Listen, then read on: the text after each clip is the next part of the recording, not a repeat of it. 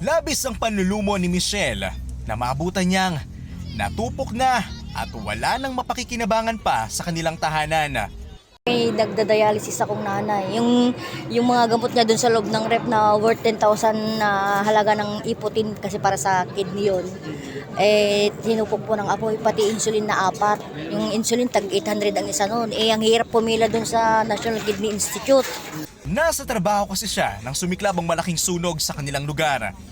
Sa evacuation tayo, magre-rely muna ng pang-araw-araw na kasi yung bahay namin, dyan na rin ang kabuhay namin kasi sa baba, barbershop siya ng almost 1 decade na.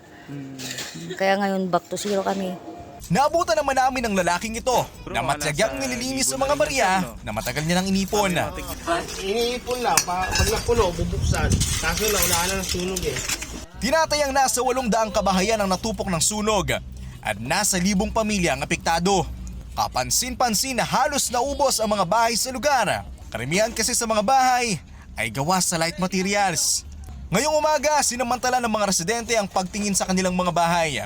Nagbabaka sakaling may mapakikinabangan pa. Ang ilan sa mga pamilya rito ay kinukolekta ang mga bakal at tanso para maibenta sa junk shop. Samantala, bahagyang nagkagulo rin kaninang umaga dahil may mga namata ng mga residente ng mga taga-ibang lugar na nagnanakaw ng mga bakal sa kanilang mga bahay. Baba ka dito ka duman. Dito ka duman.